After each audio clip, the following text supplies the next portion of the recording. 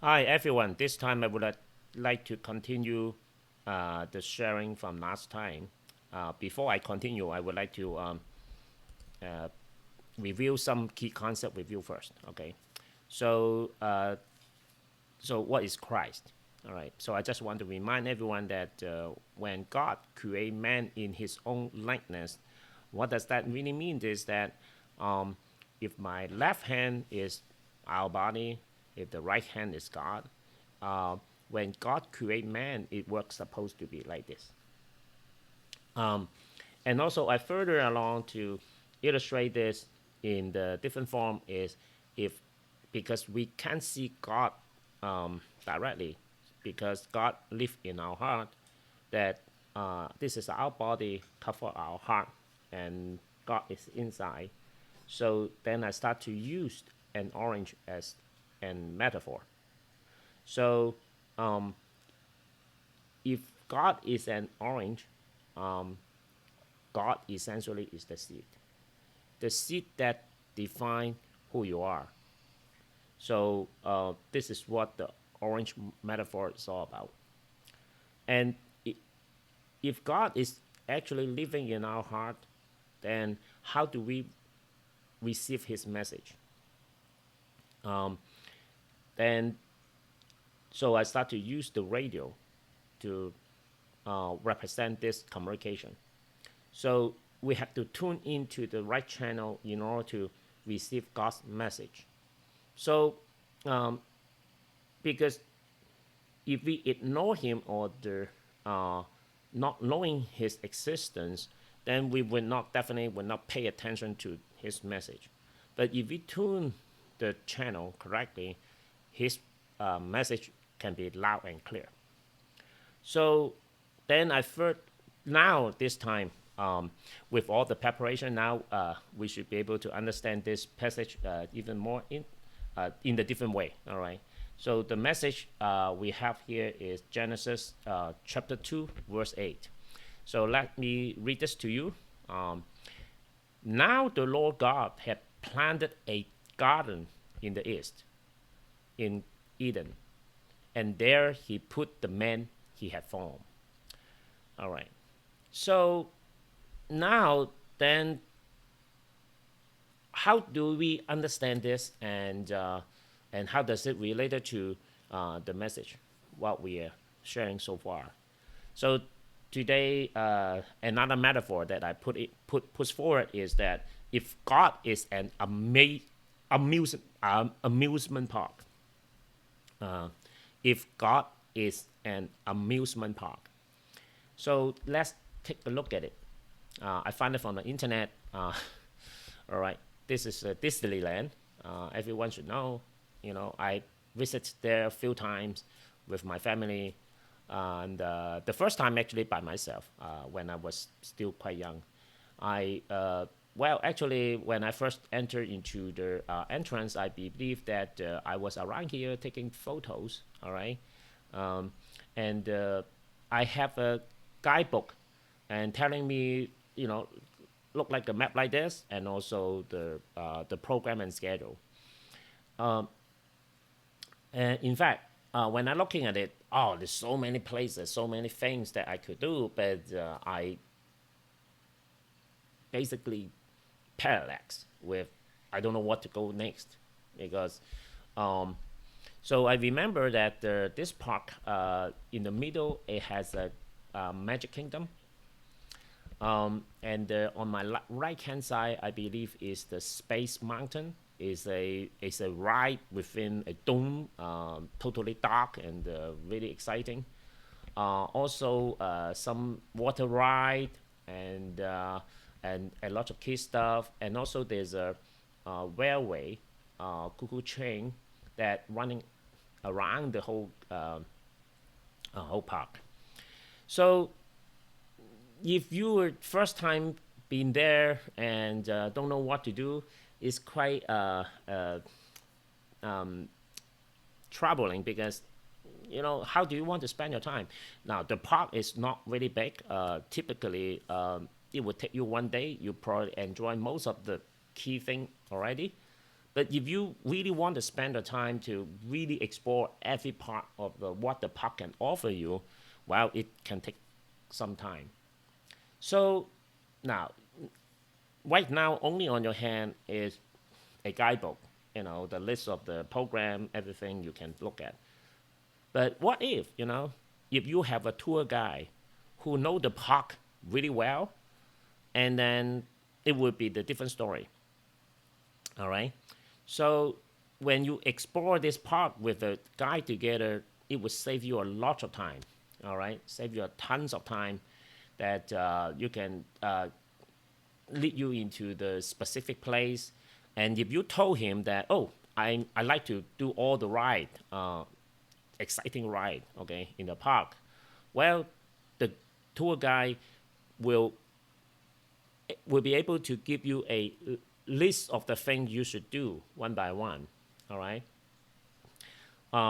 Then you will save a lot of time. Okay. Yeah, that's the point of the tour guide. However, do you think that you know the park well? All right. Think about this way, is that different people has the different understanding to the park. At the beginning, when I was young, when I looking at the park, I thought that the Disneyland is just has a lot of rides, exciting rides, so that I can play around with that, almost like a fun fair and things like that. But actually, when I getting older, if you're looking at the Disneyland, well, actually, Disneyland is not really about the ride. Disneyland also have quite a emphasis on the family.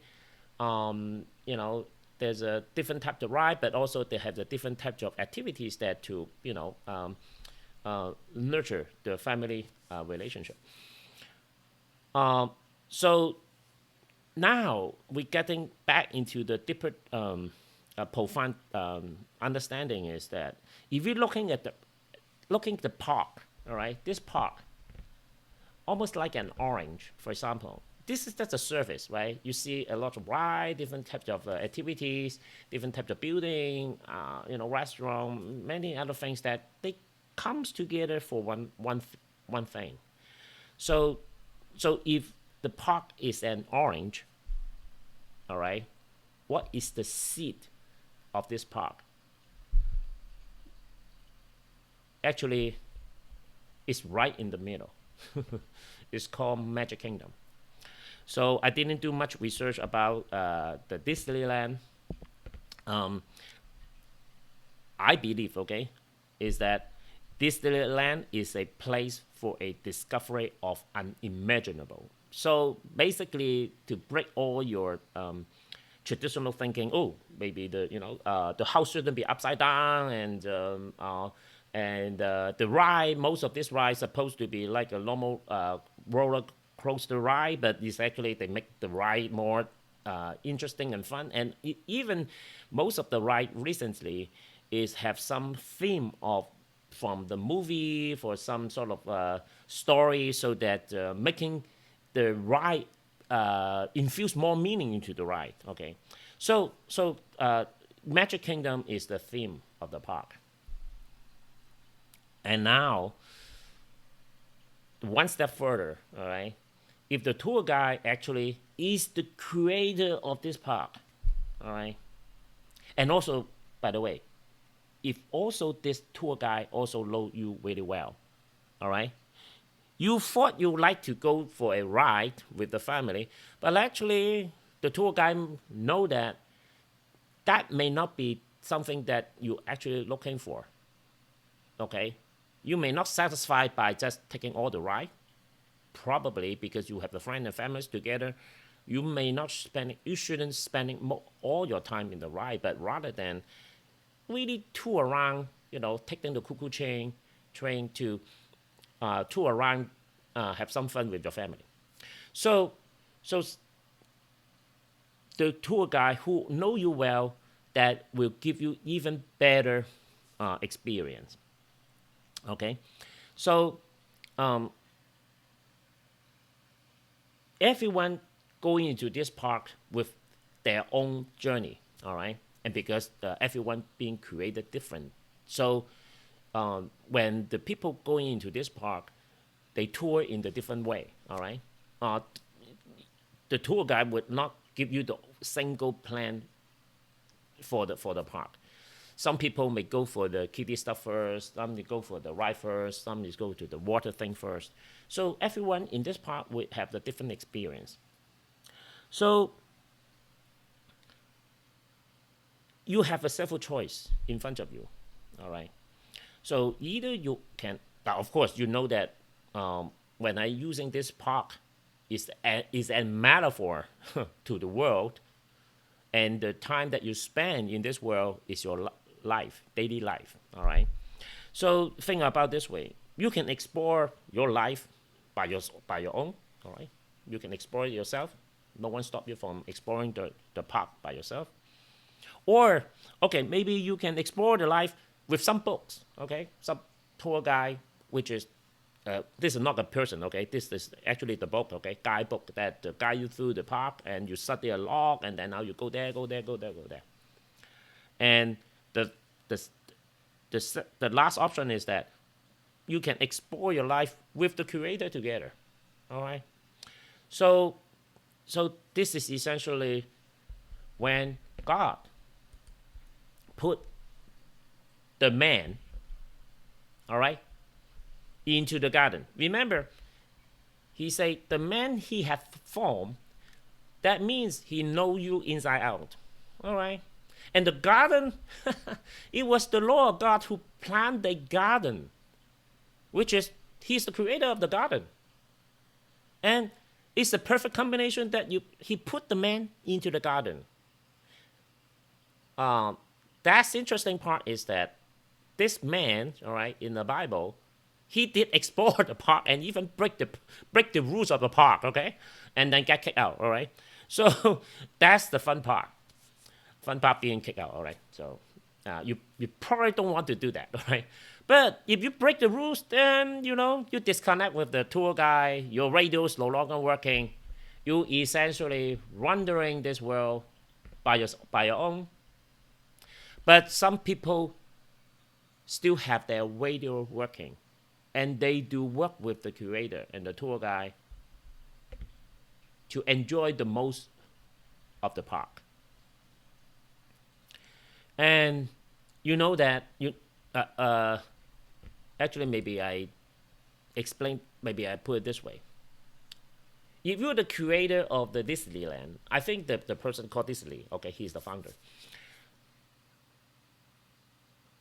Think about how will he react to the tour, the people going through the tour. If he's standing at the main entrance, when he's seeing the people coming out from the park with a lot of smile, happy, satisfied, what do you think Disney would feel? He would feel satisfied because he would know that, oh, what I create, people enjoyed. So God is actually really pleased if you are pleased with the park. So of course, using Disneyland to represent the whole world may not be so accurate, but this is the original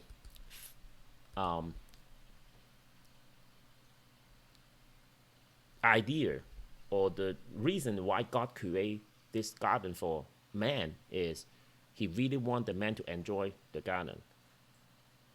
And of course, God would also allow the man to explore the park himself, but this is not the original design. The original design is that the man will have the God in his heart to explore this garden with a lot of fun that the man could enjoy. And as I said earlier, is that different people have the different understanding to the park. Well, if you lose the heart of God, then of course you will see this world totally differently. Maybe you would see the world as almost like a torture house, right? So I hope that when we read the Bible, think this way, is that every word here is meant for our enjoyment. Next time I will share with you is that for some people who don't see this world as fun as Disneyland, and how we're going to handle the same situation with God together. Okay, so I hope that you learned something today. All right, the next time I share with you another perspective of God. All right, thank you. See you next time.